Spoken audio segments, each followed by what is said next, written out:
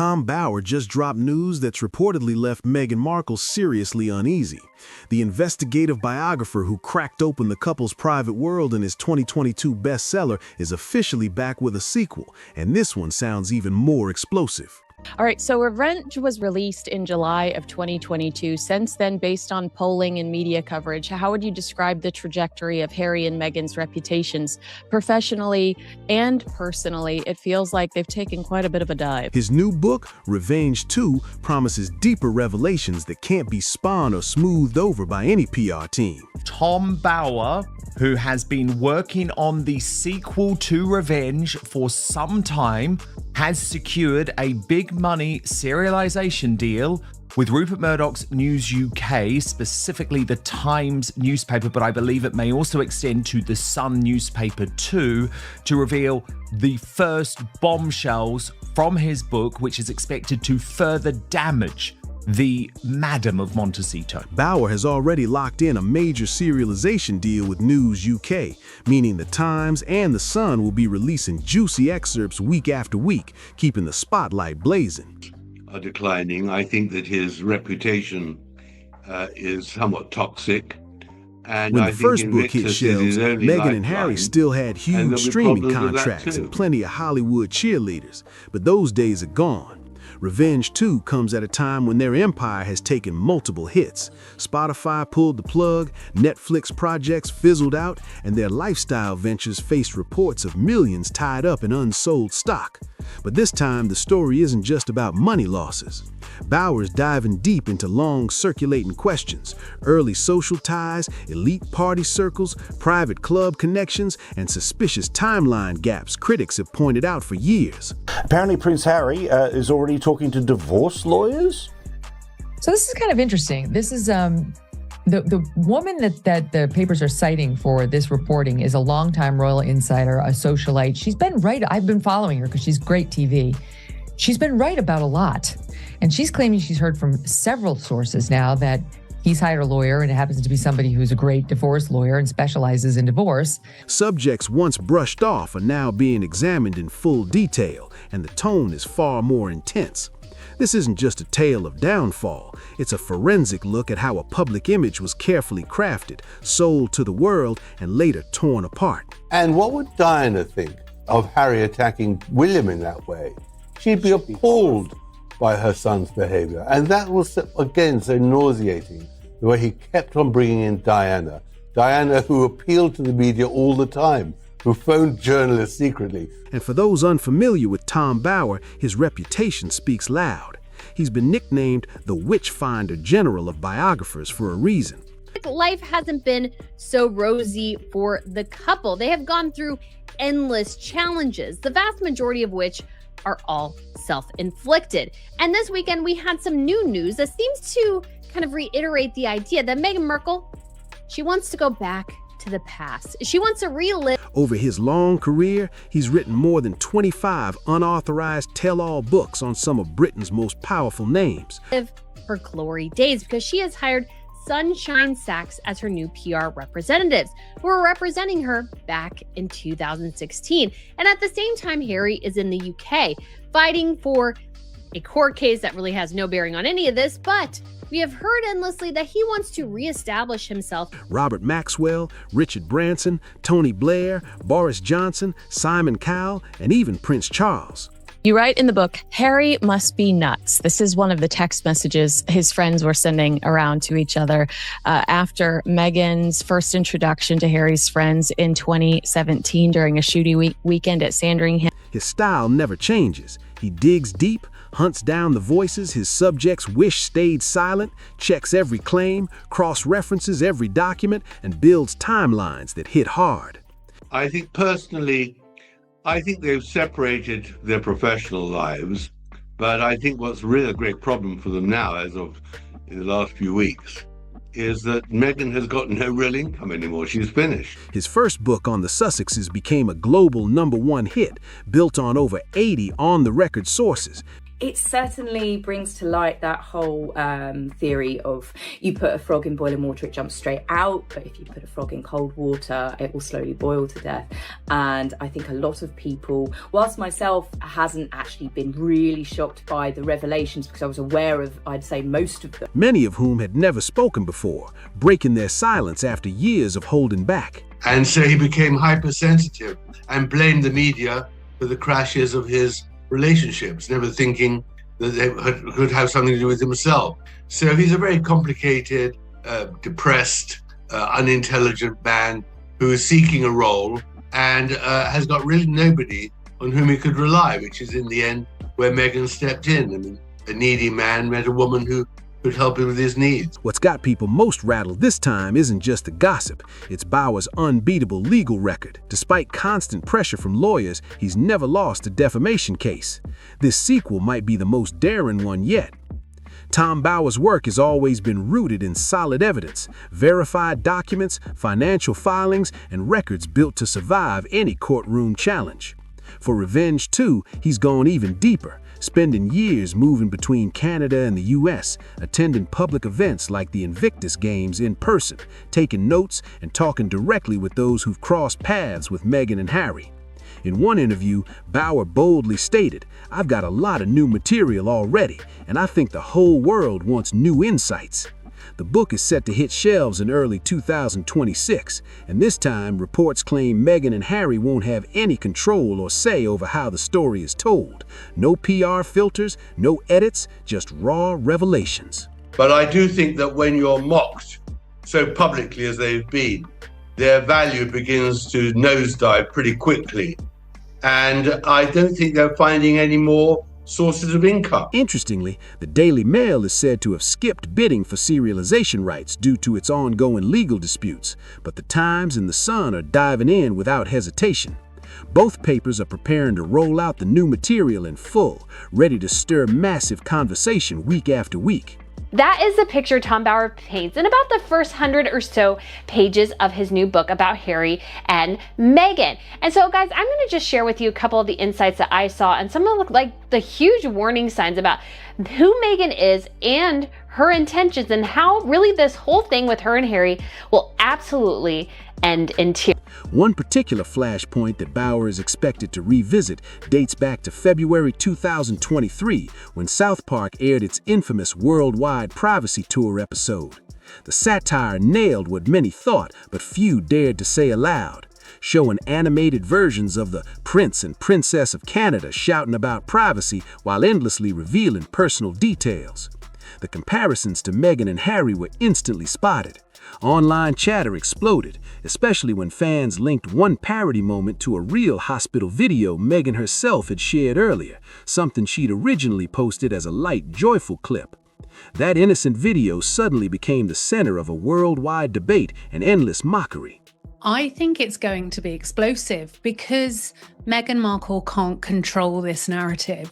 Tom Bauer is incredibly well respected, and at the end of the day, we want the truth, and we can't get the truth from the Royal Rota. We can't get the truth from Meghan Markle or Prince Harry. They are pathological liars.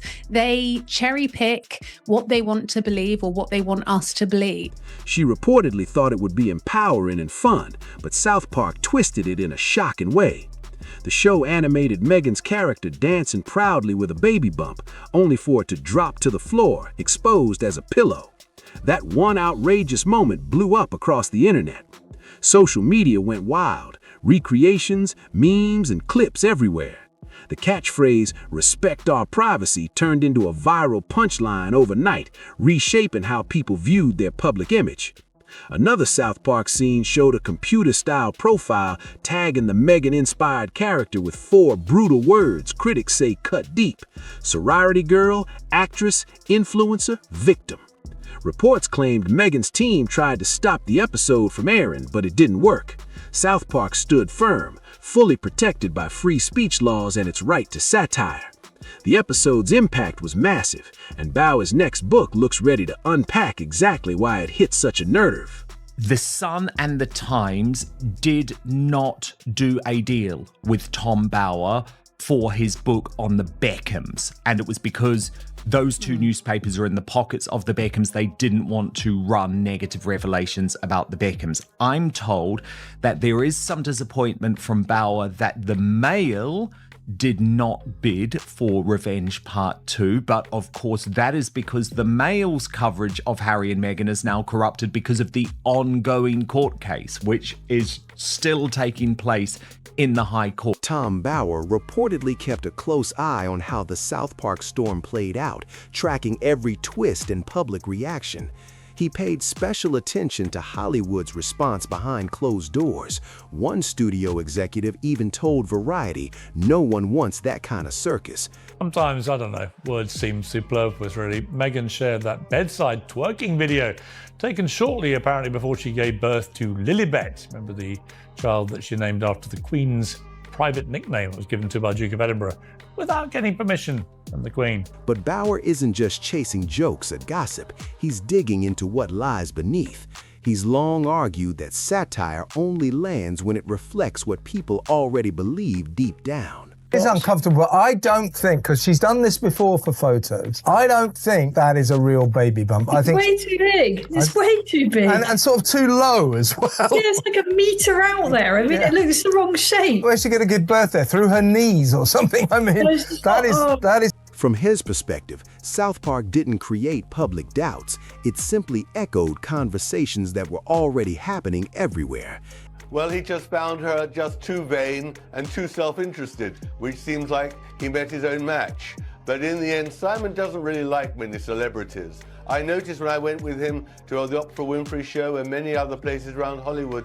And that's exactly where Revenge 2 takes things further. This time, Bauer's investigation dives into the online discussions that have been simmering for years, debates over inconsistencies that some claim they've noticed in public photos and videos connected to Meghan's pregnancies.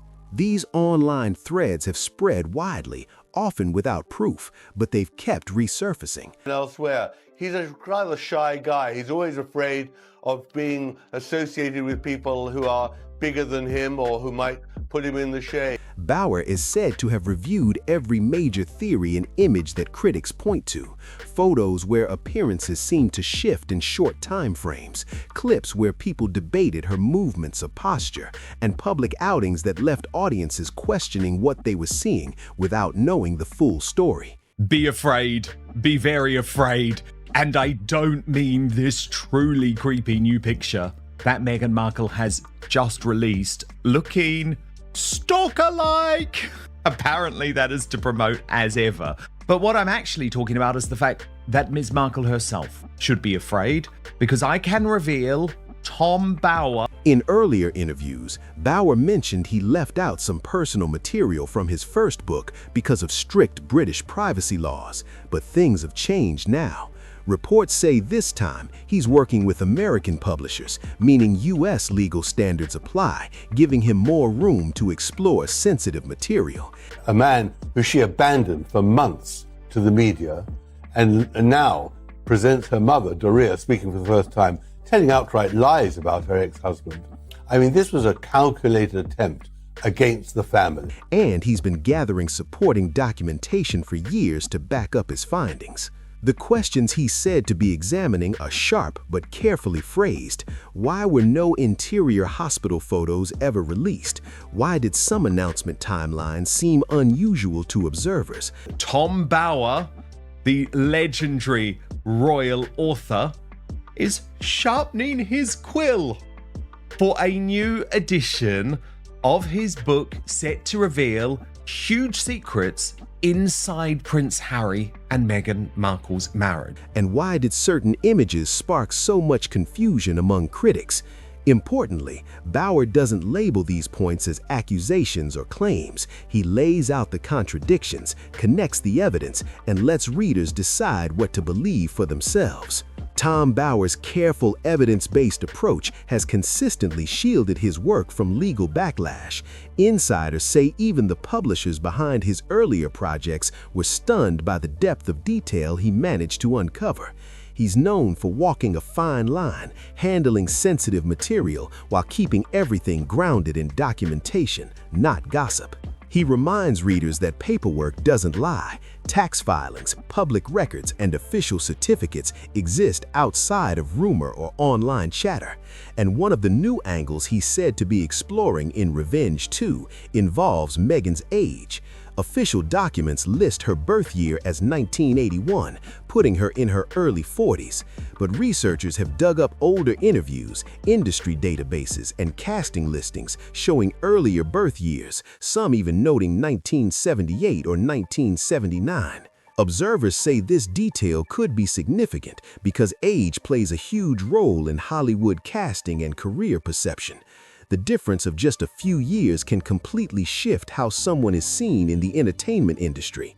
Bauer reportedly has access to rare files, early talent agency forms, school enrollment data, and original casting sheets before they were later updated. By comparing school dates, graduation years, and professional milestones, he's reportedly noticed inconsistencies that can't easily be brushed aside. As always, Bauer doesn't make accusations. He lays out the gaps, the overlaps, and the contradictions, then lets the evidence speak for itself. That's what's defined his entire career. This thread ties into one of the longest-running mysteries around Meghan's story, her ties to Soho House. Bauer has reportedly been studying this elite network for years and knows exactly what it represents. Membership costs thousands just to join, and real influence inside those private circles costs far more. Prince Harry himself once described it as her headquarters, and Bauer isn't ignoring that. He's asking a pointed question that many have quietly wondered about.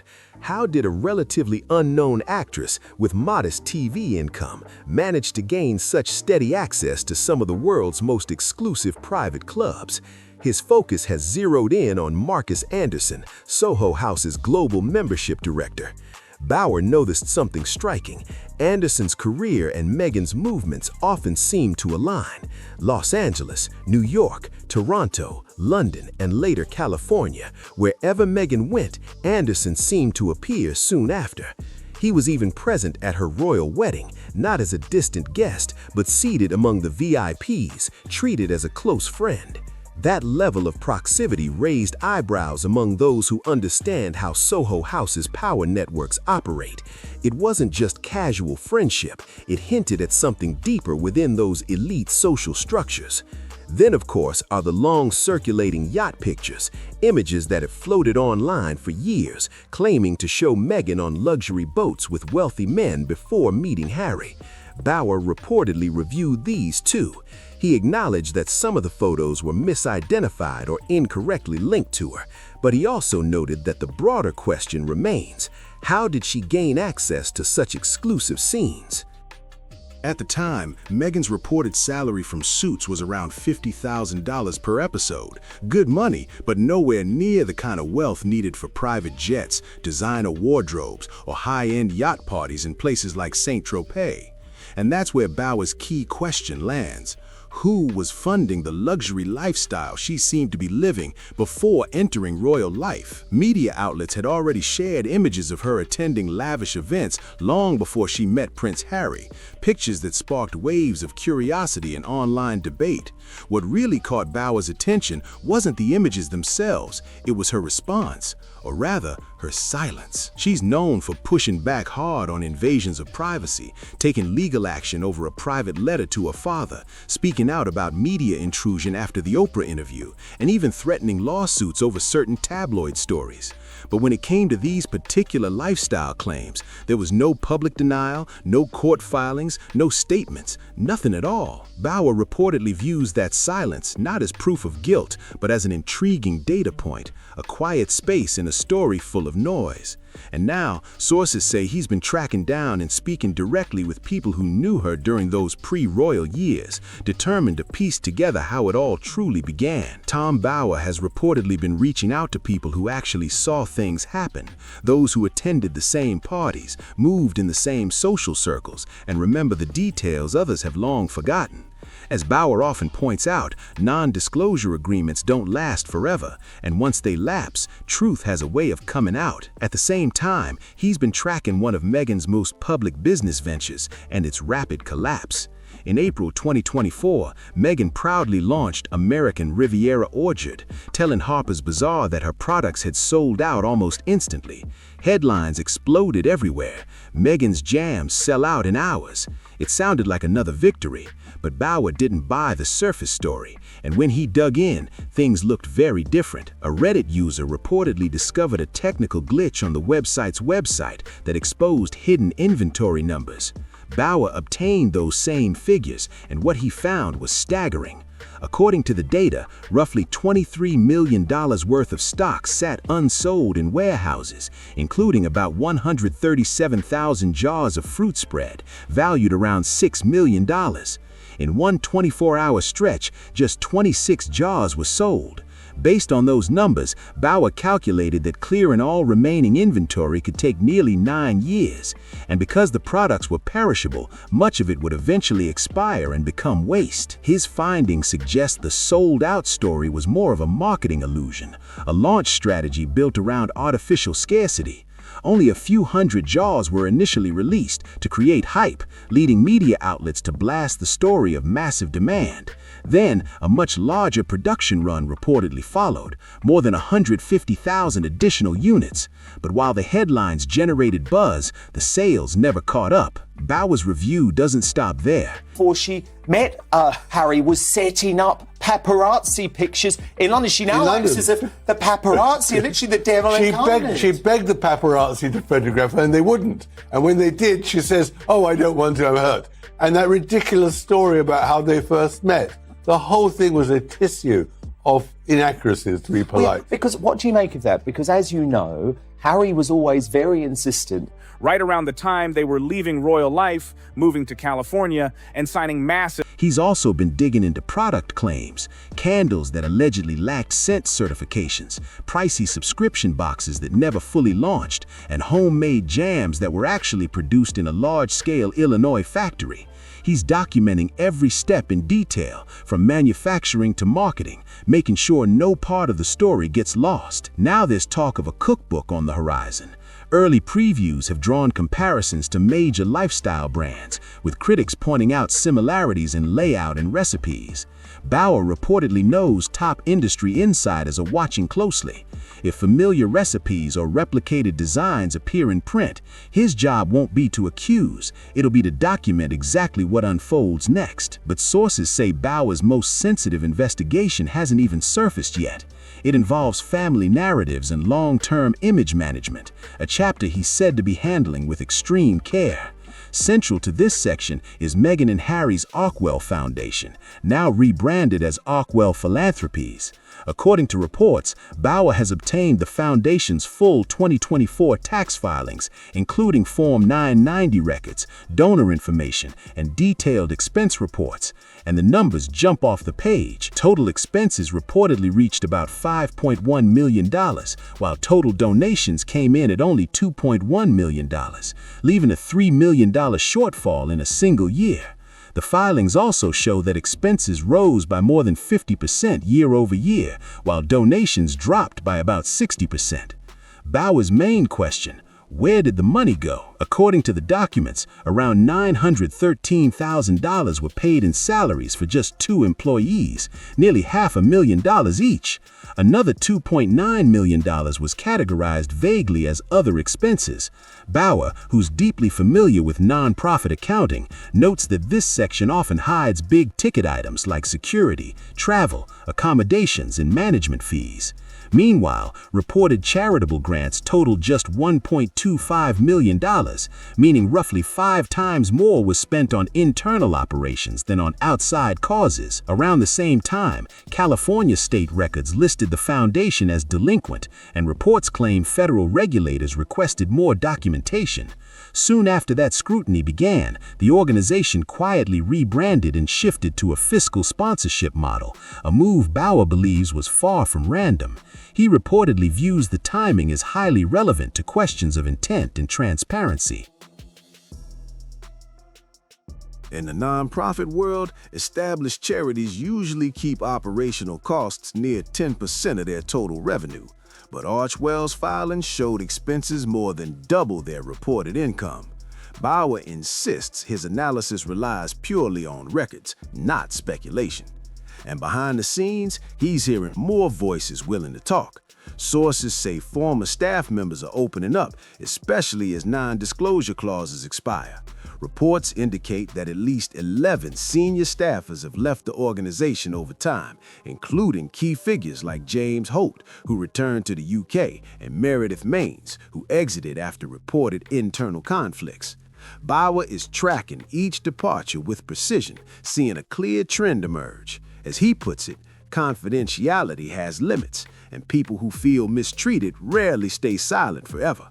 After years of research, he's reportedly pieced together what he calls a pattern that always ends the same way. Relationships fracture, teams dissolve, and the truth eventually surfaces. Supporters who once stood proudly beside Meghan and Harry now feel pushed to the sidelines. Promises fade, opportunities collapse, and when things go wrong, the blame often gets redirected elsewhere. Former employees quietly mark the days on the calendar, waiting for the moment their silence agreements expire. Past business partners are reportedly reassessing whether staying quiet still serves them. Tom Bauer is said to be collecting first-hand stories from every stage of the operation, from early optimism to the quiet unraveling. In his first book, he warned that the model behind the Sussexes' growing empire wasn't built to last, and many now believe his predictions have proven true. Public approval ratings in the UK have reportedly dropped steeply since 2019. Hollywood enthusiasm has cooled, media projects have underperformed, and business ventures have fallen short of expectations. At the same time, the Archwell Foundation has faced growing scrutiny, from internal staff turnover to inventory losses tied to commercial spin-offs and even regulatory questions about finances. Each of these issues, observers say, only reinforces Bauer's reputation as a researcher who deals strictly in documents, not rumors. Revenge 2, expected to drop in early 2026, goes beyond individual scandals. This time, Bauer is mapping patterns, social networks, financial trails, career shifts, and workplace culture, all based on official public records that can't be spun through PR statements. He's showing how reputations are managed, not just how they fall. Bauer has emphasized that tax filings and government documents speak louder than press releases. Regulatory reviews aren't swayed by glossy interviews or legal warnings. They follow procedures, not emotions. According to publishing insiders, once serialization begins in the Times and the Sun, the book's revelations will roll out in powerful weekly waves, each section backed by verifiable records already in circulation. He's still fact-checking, cross-referencing, and documenting every thread, never declaring verdicts, just presenting evidence and timelines so readers can connect the dots themselves. And those close to the project claim this might be the most exhaustive deep dive he's ever produced, a full-scale documented investigation that leaves no stone unturned. If you've been following this saga, what do you think? Drop your thoughts in the comments below. And if this breakdown gave you a fresh perspective, make sure to subscribe and share it, because the story's only getting started.